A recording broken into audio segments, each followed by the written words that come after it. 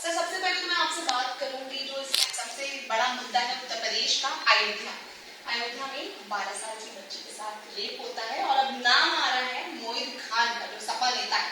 तो इस पे सर आप क्या कहना चाहेंगे? सबसे पहले देखिए, जो लगातार बच्चियों के साथ में, महिलाओं के साथ में रेप की घटनाएं उत्तर प्रदेश में बढ़ी है, तो इसका जीता जाता उदाहरण है कि आज जो योगी आदित्यनाथ जी का लॉ एंड ऑर्डर है वो अपराधियों के सामने सरेंडर कर चुका है। आज जो सरकार का इकबाल है वो पूर्णतः खत्म हो चुका है। लगातार जो महिलाओं और बच्चियों के साथ में इस तरह की घटनाएं, एक घटना नहीं, ऐसे ही प्रदेश में हजारों घटनाएं पिछले 6 साल में हो चुकी हैं, लेकिन अब तक उनमें कितने लोगों को न्याय मिला, ये भी सवाल है।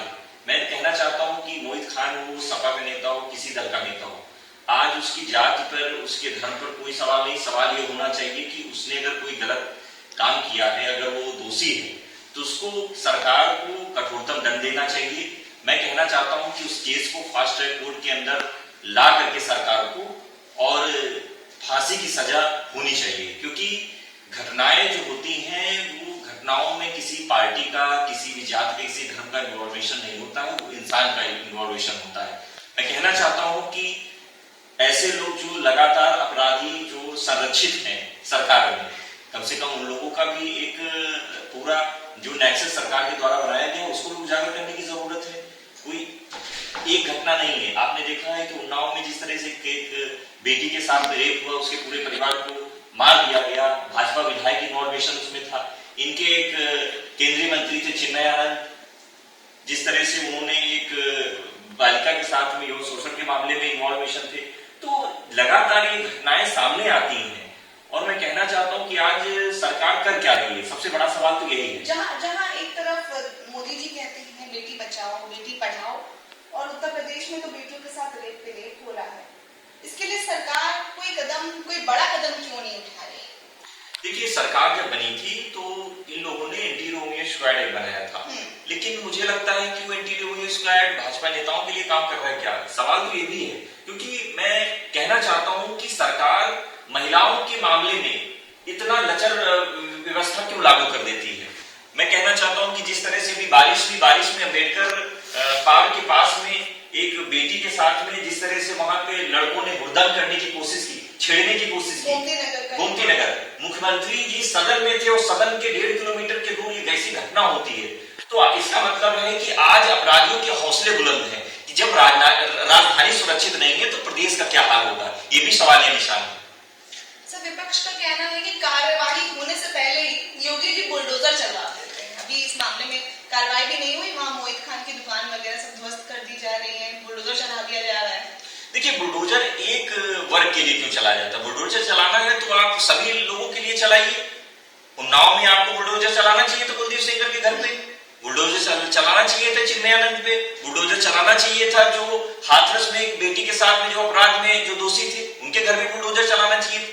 बुलडोजर जो है वो कार्रवाई नहीं है। कार्रवाई ये है कि हर केस को, जो बच्चियों के साथ, बालिकाओं के साथ जो रेप की घटनाएं होती है, उस केसों को फास्ट ट्रैक कोर्ट के अंदर आना चाहिए।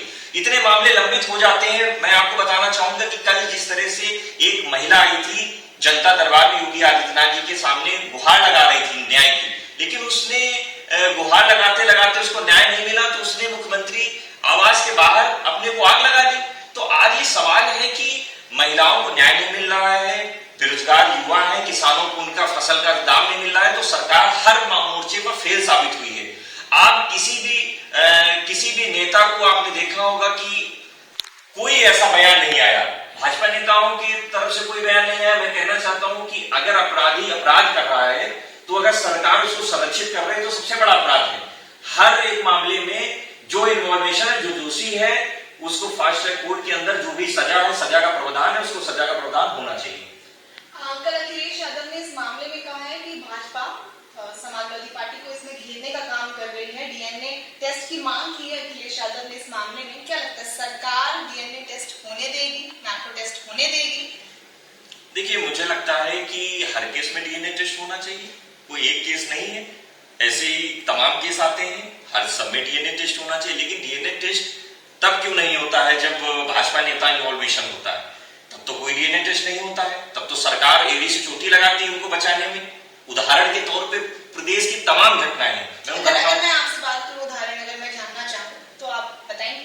नहीं, मैं तो कहना चाहता हूं कि अगर बच्ची ने उस दोषी का नाम लिया है तो मुझे लगता है सबसे बड़ा तो मतलब उसने स्पष्ट कर दिया है कि उसका नाम इन्फॉर्मेशन है। तो सरकार को उसके लोग हैं जो इन्फॉर्मेशन लोग थे, अभी कई तरह की और कहानियां वहां से निकल के आ रही है अयोध्या से, मुझे जानकारी हुई। तो मैं कहना चाहता हूं अगर मोहित खान दोषी है तो सरकार ने अब तक उस केस को फास्ट ट्रैक कोर्ट के अंदर क्यों नहीं इन्वॉल्व किया? आप करिए, आप कार्रवाई करिए, किसने रोका है?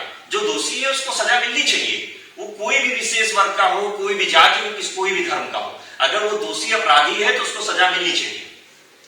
विपक्ष सर एक और चीज कह रही है कि अयोध्या में जैसे जो भाजपा की हार हुई अयोध्या की तरफ से फैजाबाद सीट से, तो कहीं ना कहीं इसको लेकर भाजपा वाले थोड़ा गरमाए हुए हैं, यहाँ पे बदला निकाल रहे हैं, इस मुद्दे में राजनीति चल रही है।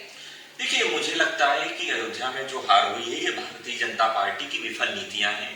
जिस तरह से प्रभु श्री राम जी के नाम पर इन लोगों ने बहुत दिन तक राजनीति रोटियां सेकी, लेकिन क्या हुआ कि आज जब हर चीज स्पष्ट हो चुकी है कि भारतीय जनता पार्टी ने पूरा एक प्रोपेगेंडा रचा प्रभु श्री राम जी के नाम पर, उसमें इन लोगों को न्योता भेजा जो अमीर वर्ग के लोग थे। जो अमीर थे वही प्रभु श्री राम जी के पहले दर्शन कर सकते थे।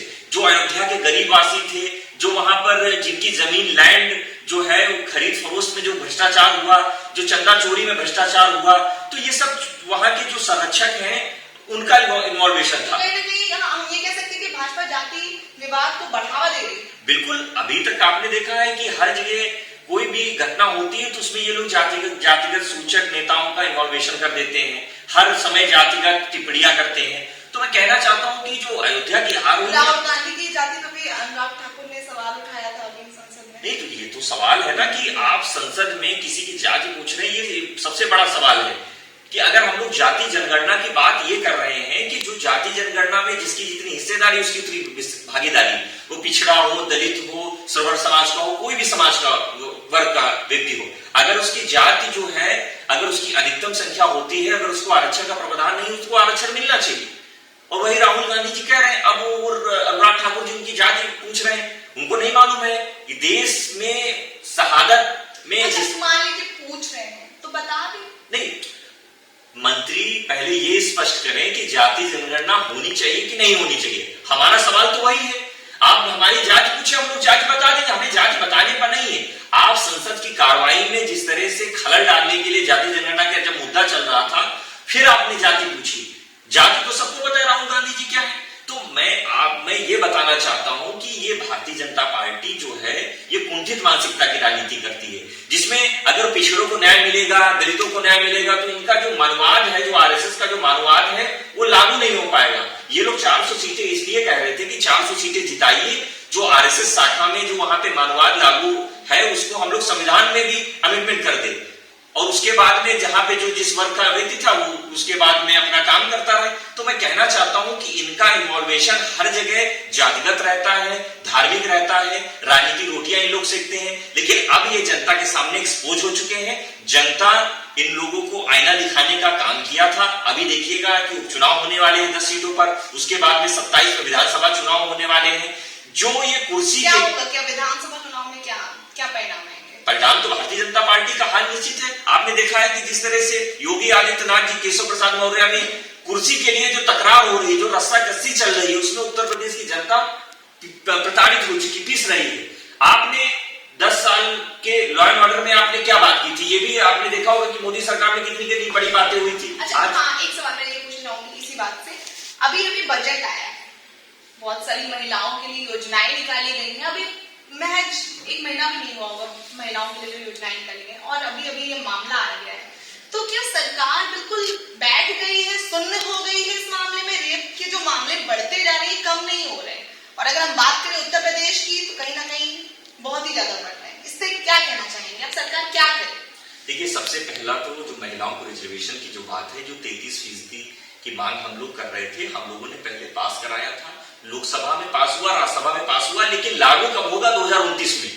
तो ये पहले सरकार ये स्थिति स्पष्ट करे महिलाओं में कि इनके संगठन में कितनी महिलाएं हैं, आरएसएस में कितनी महिलाएं हैं। अगर रिजर्वेशन जो आ जाएगा, 33% रिजर्वेशन जब हो जाएगा, तो इसका जो है मुझे लगता है कि जो भारतीय जनता पार्टी की जो सोच है महिलाओं के प्रति, वो उससे उजागर हो चुकी है कि उन लोगों को रिजर्वेशन नहीं देना। अगर रिजर्वेशन के तहत महिलाएं हर फील्ड में आ जाएंगी तो इनकी जो योजनाएं है वो स्पष्ट हो जाएंगी कि इनकी जो नीति है कि महिलाएं आगे ना बढ़े, महिलाएं घर में रहें। क्यों क्यों क्यों क्यों सरकार ऐसा चाहती है कि महिलाएं घर में? नहीं तो सरकार, इनके संगठन में आपने देखा, इनके संगठन में, इनके आरएसएस में कितनी महिलाएं हैं।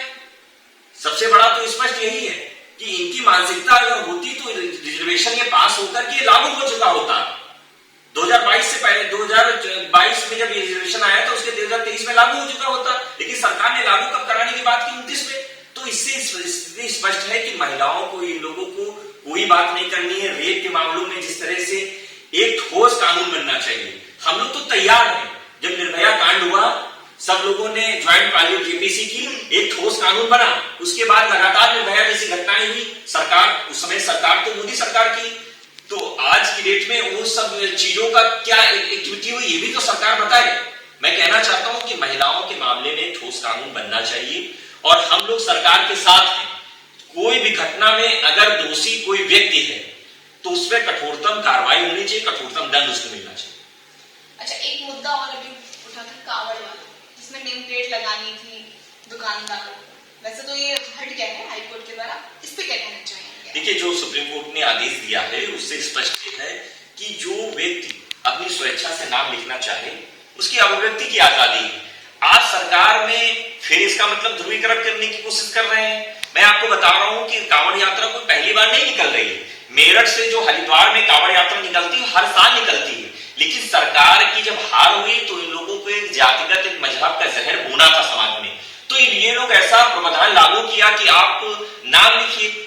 अब ये बताइए कि कोई व्यक्ति जा रहा है, पानी पी रहा है, तो कभी जाति नहीं पूछता है, किसी ढाबे में जाति नहीं पूछता। आपको ट्विटर पे बहुत सारी रील्स या वीडियो आप कह लीजिए वायरल हो रही है, जिसमें कुछ लोग थूक रहे हैं, बताया जा रहा है कि वो मुस्लिम समुदाय से हैं। इस पर क्या कहेंगे आप? देखिए, कुंठित मानसिकता किसी भी जाति, किसी धर्म में नहीं होती। कुंठित मानसिकता हर धर्म में हो सकती है।